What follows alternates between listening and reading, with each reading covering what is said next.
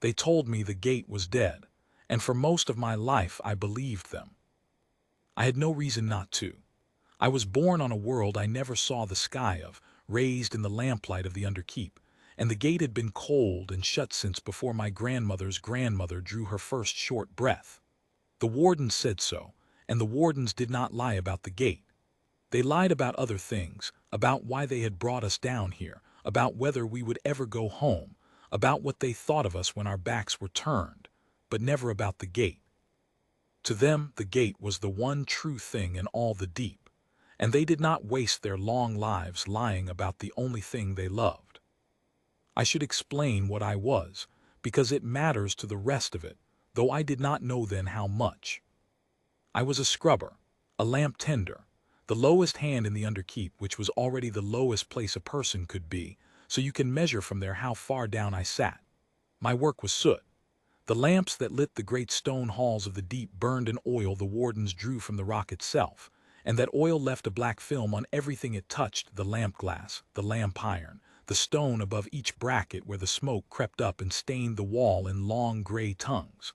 My hands were never clean. I scrubbed the glass so the wardens could read by it.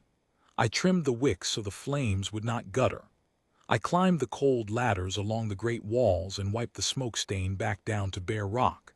And the next day the stain was there again, and I climbed and wiped it again.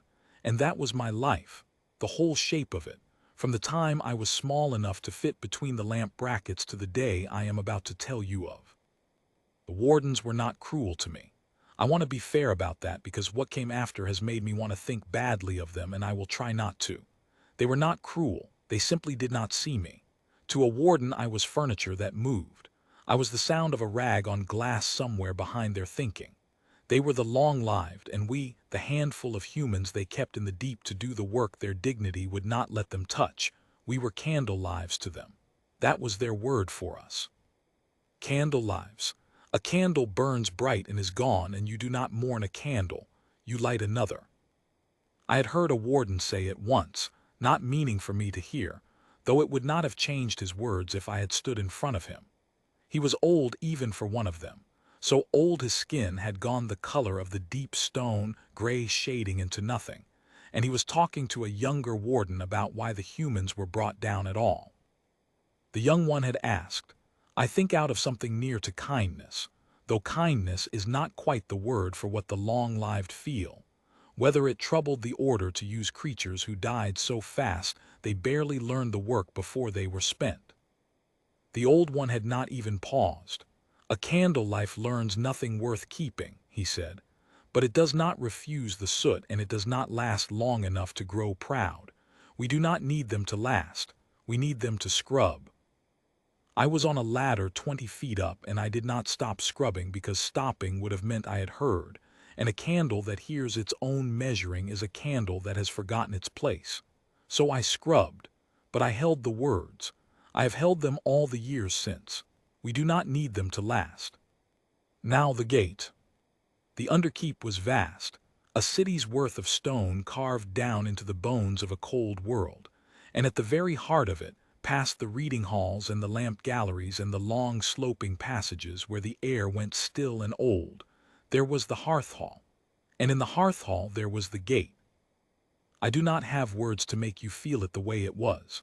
I have only my words, which are a scrubber's words, and the gate was the kind of thing that takes whatever words you have and shows you how small they are.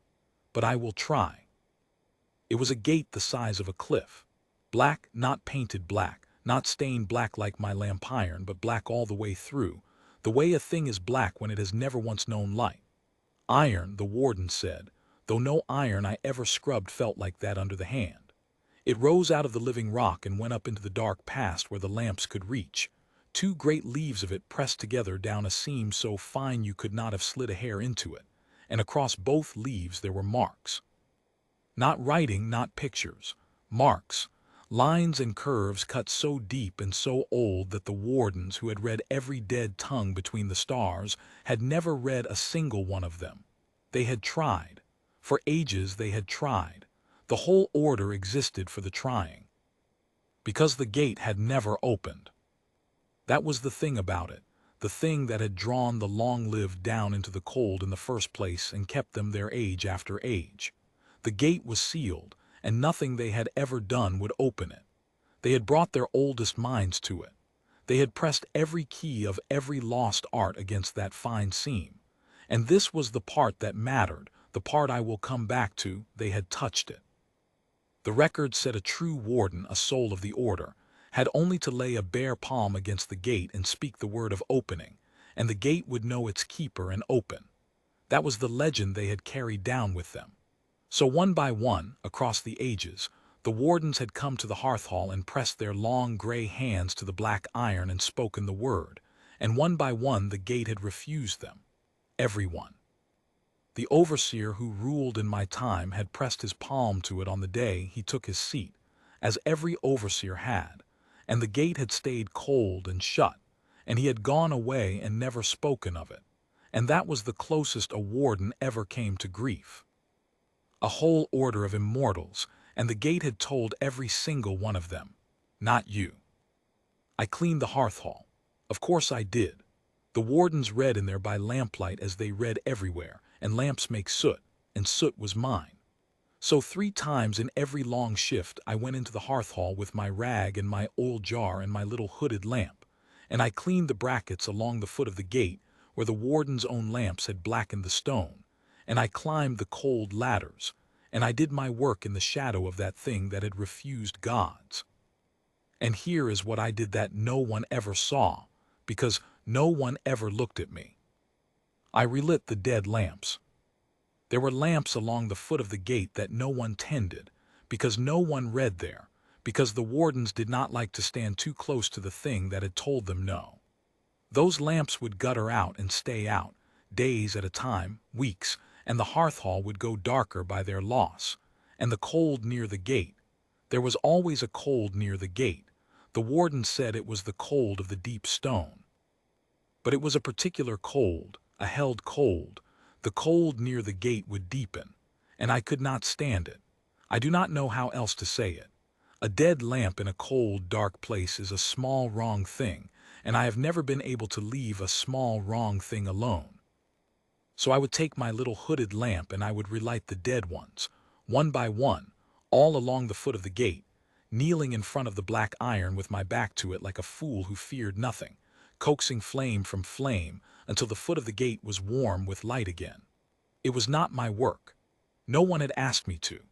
If a warden had seen me waste the order's oil on lamps no one read by, I do not know what they would have done, but it would not have been kind. So I did it quietly, between the work I was given, and I told no one, and the only witness was the gate. And I would hum. I had a tune, I had always had it, for as long as I could remember, longer than I could remember, a low, slow tune with no words that my mother had not taught me and her mother had not taught her, a tune I could not have learned anywhere because I had never heard anyone else carry it. I hummed it while I lit the lamps. It went with the lighting somehow. It was a lighting kind of tune. And I will say this last, and you will think me strange, and I thought myself strange too. I would lay my hand on the gate. Not to open it. I am no warden. I knew no word. I never imagined the black iron would so much as feel my touch. I laid my hand on it the way you lay a hand on the flank of a tired animal, the way you touch a cold thing to know how cold it is. And every time, every single time, across all the years I cleaned that hall, the gate was warm. Not hot, not glowing. Warm, the faint warmth of a stone that has held the sun, the warmth of bread an hour out of the oven, the warmth of a hand you have been holding. The warden stood arm's length back and felt the held cold of the deep. I knelt against the black iron and felt warmth, and I thought it was a trick of the lamps I had lit, the lamps warming the stone, and I never told anyone because what was there to tell? The scrubber felt the cold gate as warm. A candle imagines the dark is kind. We do not need them to last. So that was my life, and that was the gate, and that was the deep, age on age, lamp on lamp, soot scrubbed and risen and scrubbed again. I tell you all of it slowly because I want you to understand that nothing about me was special. I was the lowest hand in the lowest place. I was a thing the long-lived used and did not see. The only uncommon things I ever did were to relight lamps no one read by, and hum a tune no one taught me, and feel warmth where the gods felt cold. And I thought all three of those were nothing. I thought I was nothing. I want that to be clear before I tell you what happened, because what happened did not make me into something. That is the part the wardens never understood, even when they knelt. It did not make me into something. It only said at long last what I had always been. It began on an ordinary shift, which is how these things begin, I think, or perhaps it is only that every shift is ordinary until it is not. The hearth hall was darker than usual. A whole row of the footlamps had died. The deep had a way of breathing sometimes, a slow, cold exhale that came up out of the lower passages and put out flames, and that night it had breathed long and the foot of the gate was nearly black. I came in with my hooded lamp and I saw the dark along the gate's foot, and I felt the cold pressing out from the black iron, and I did what I always did. I knelt. I set my little lamp beside me. And I began to wake the dead ones. I hummed while I worked. I remember that. I remember the tune going out into the cold and the cold not seeming to mind it, the way it never minded. I lit the first lamp and the second and the third, and the foot of the gate came up gold and living around me, and the held cold drew back the way it always drew back, just a little, just enough, and I shifted along the line on my knees to the fourth dead lamp. And to steady myself, I put out my hand and laid it flat against the black iron of the gate. And the gate was warm, as it always was. And then it was warmer. I felt it the way you feel a sleeper's breath change against your palm, a thing too slight to name that you know all the same. The warmth under my hand deepened. It came up out of the iron the way heat comes up off a hearthstone when the fire behind it catches at last. A slow, strong warmth that had not been there a breath before, and I did not pull my hand away. I should have. Anyone with sense would have. But I had laid my hand on that gate 1,000 times, and it had never once been anything but kind to me. And so when the kindness grew, I let it. I knelt there with my palm flat against the black iron and the foot of the gate gold with the lamps I had lit, and I felt the warmth rise, and somewhere under it, somewhere down in the iron, I felt, and here my scrubber's words fail me again, I felt the gate turn over in its sleep. Then the light came. It came out of the marks, those deep-cut lines and curves the long-lived had never read, all across the two great leaves of the gate they filled. From somewhere under my hand, the light ran up into them, a thin running gold like oil taking a flame along a wick, and it traced the marks out of the dark one after another, line by curve by line, until the whole face of the gate that had been black all the way through since before any breath I knew of stood lit from within in lines of running gold, rising up past the lamps, up into the dark where I had never been able to see, and still rising. So that I knew for the first time how high the gate truly went, because now it was drawing itself in light. I do not know how long I knelt there with my hand on it. It felt like a held breath, and it felt like an age. The hall was silent but for the small sounds of the lamps, and a new sound, a low sound, almost too low to hear, that I did not understand was the gate until later. A sound like the deepest string of some instrument too large for the world, struck once and left to ring. The marks burned gold above me. My palm was warm against the iron, and through the iron, through my palm, I felt the ringing go.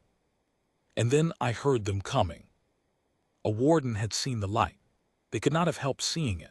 The glow of the lit gate had reached up the great sloping passage and out into the reading halls, gold where there had only ever been lamp yellow, and a warden had seen it and known what it meant and raised the alarm in the low, fast-clicking way they spoke among themselves when they forgot to use words a candle could follow. I heard them coming down the passage, more and more of them, and I did the only thing a scrubber's whole life had taught her to do. I took my hand off the gate, and I tried to make myself small. The light did not go out when I lifted my hand. That was the first thing I noticed, kneeling there trying to fold myself behind my own little lamp. The marks stayed lit. The gate stayed gold. Whatever I had woken did not need my hand to go on waking. And the wardens came pouring into the hearth hall, gray and long and silent, and stopped, all of them in a ragged half-circle at the edge of the lamplight, and stared up at the gate that had refused them for ages, lit at last from within, and not one of them looked at me at all. I have thought about that often. They came into the hall, and the most sacred thing in their long lives was burning gold above them for the first time in all the ages of their order, and there was a human kneeling at the foot of it with her hand still warm from the iron, and not one of them in that first long moment thought to wonder why. The candle was furniture. The miracle could not have anything to do with the furniture. So they stared at the gate, and I knelt in its light, and the great low note rang on through the iron and the stone and the soles of my feet. The overseer came last, because he was the oldest and the slowest, and the others made way for him without seeming to move, the way water makes way. He came to the front of the half-circle, and he stood there with the gold light running over his gray face, and he looked up at the gate for a long time. And then he did what every overseer had done on the day he took his seat.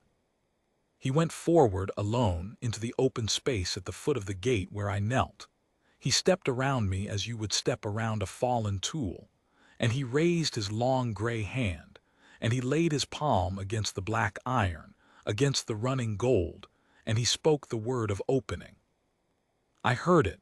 I will not try to say it. It was not a word for a human mouth, all low stone and held breath. He spoke it the way you speak a thing you have waited your whole long life to be allowed to mean. He pressed his palm to the lit gate and spoke the word, and every warden in the hall went still as the rock around us, waiting. And the light went out of the gate where his hand touched it. It did not refuse him all at once. It was worse than that, slower than that. The running gold drew back from under his palm, a dark spreading out from his hand the way frost spreads from a cold thing, and the marks around his hand went black again, and the dark ran on out from there up the leaves of the gate, putting out the light line by curve by line in the very order it had lit, until the whole face of the gate that had stood gold a breath before was black again all the way through, and the low ringing note died. And the held cold came rolling back out of the iron, so hard that the lamps I had lit guttered, and 3 of them went out. The gate had let him watch it light, and then, with his palm pressed to it and the word of his whole life on his mouth, it had told him no, the way it had told every one of them no, age on age. Only this time it had shown him first exactly what its yes would have looked like, so that he would know past any doubt what he was being refused. The overseer took his hand from the gate. He did not stagger. The long-lived do not stagger, but I was kneeling close enough to see his face in the failing lamplight, and I saw something cross it that I had no name for then and have only one name for now, and the name is grief, the grief of a thing that cannot die learning again, that it will also never be chosen. And in the dark and the cold and the quiet, with the gate black above us and the overseer's grief filling the hall, I did the foolish thing. I did the only thing I knew how to do. There was a dead lamp at my knee, one of the 3 the returning cold had killed, and I could not stand it. I took a coal from my little hooded lamp on its wire, and I leaned in and I relit the dead lamp at the foot of the black gate.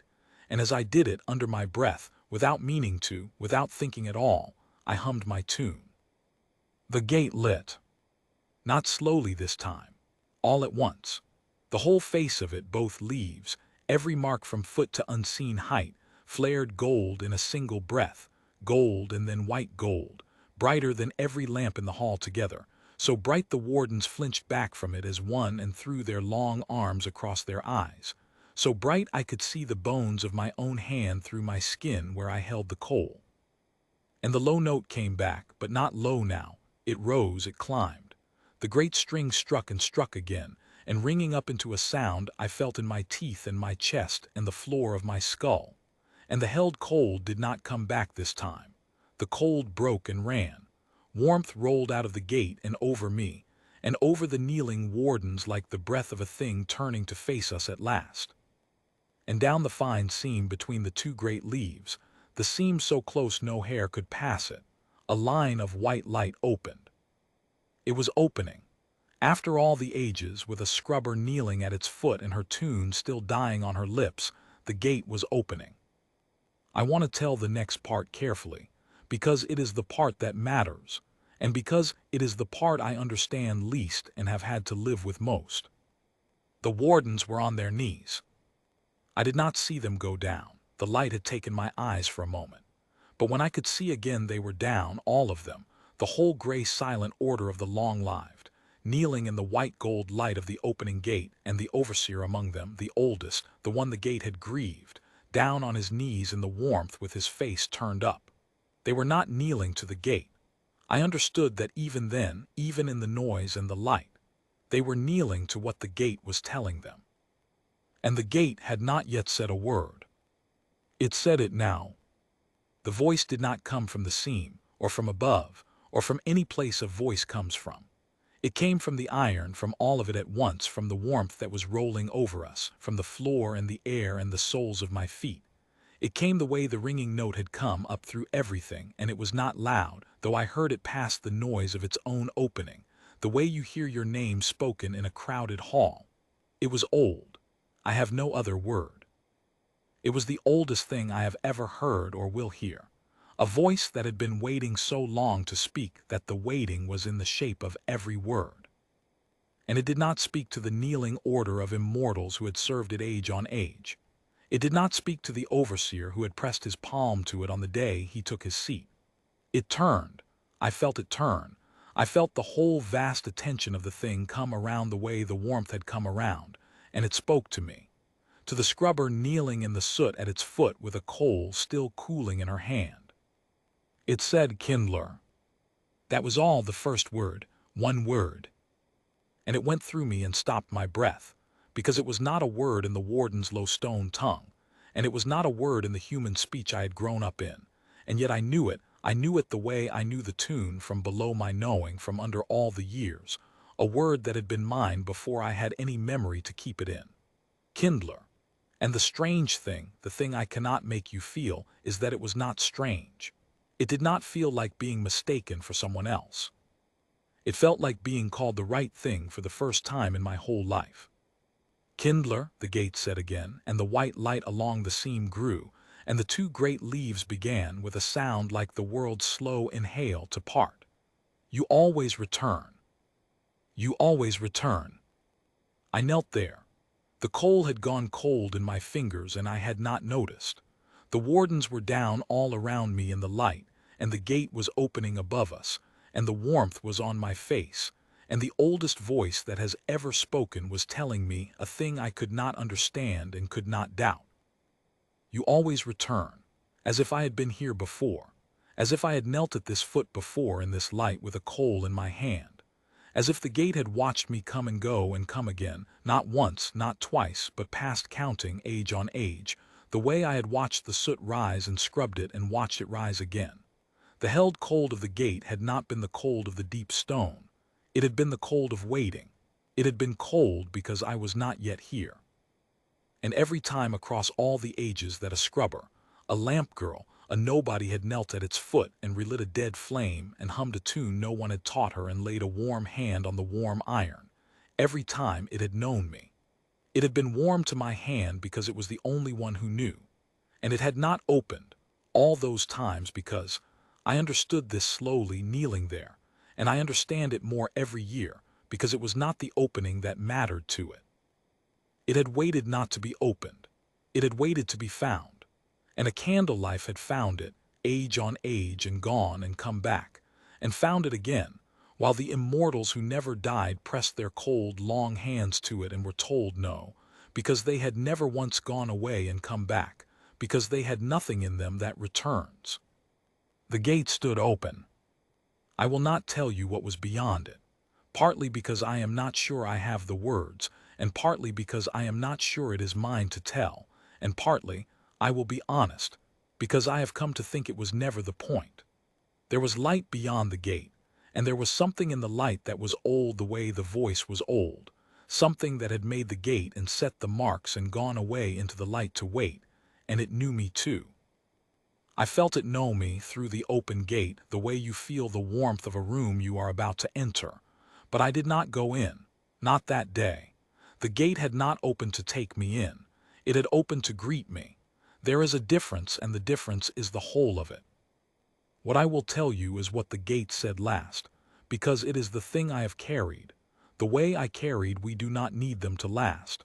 Only this is the other half of it, the answer to it, and I have set them side by side in my heart all the years since.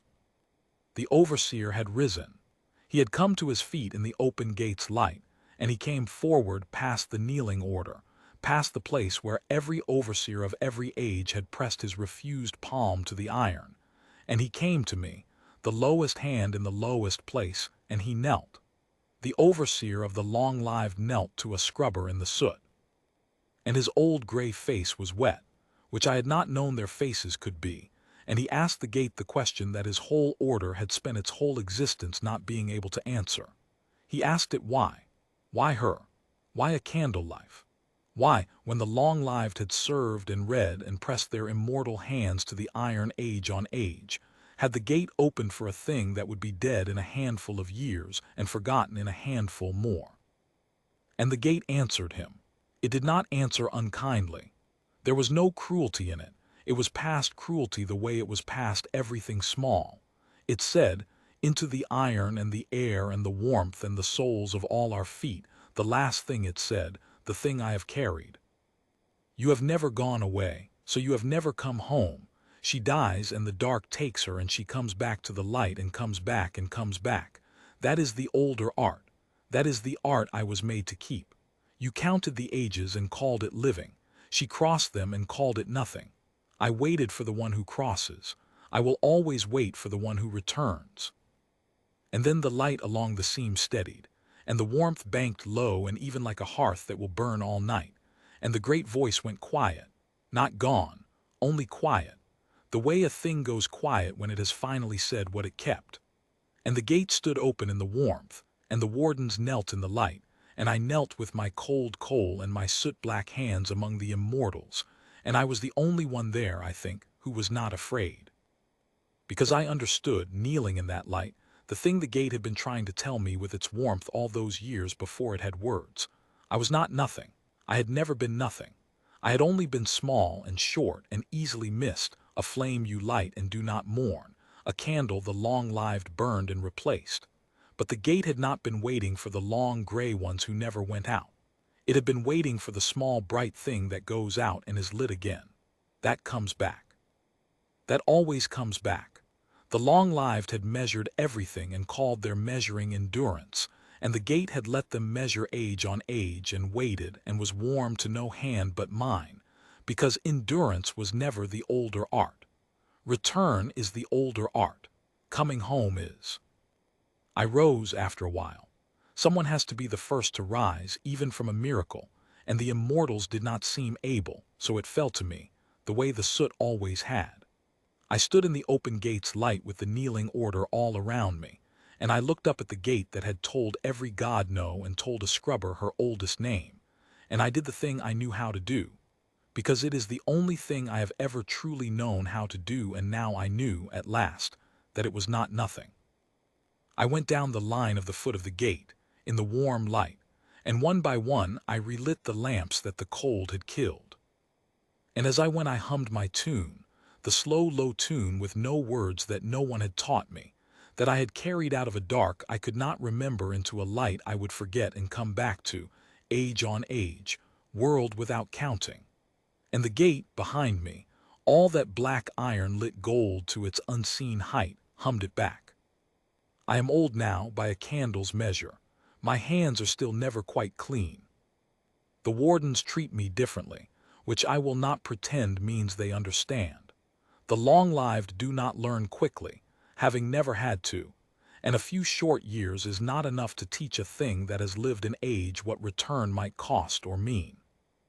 They bring me to the gate on the high days and they kneel and they wait for it to speak again, and sometimes it does and sometimes it only holds its warmth, and either way they look at me with something I did not see in them before, something between worship and grief, because I am going to do the thing they cannot do, the thing the gate waits for, the thing that is the older art. I am going to go out. I am not afraid of it. The gate took the fear when it took the cold. I know now what I did not know on the ladders all those years, scrubbing the risen soot, holding the word that called me a thing not made to last. We do not need them to last. No, you never did. You need them to come back. And I always do.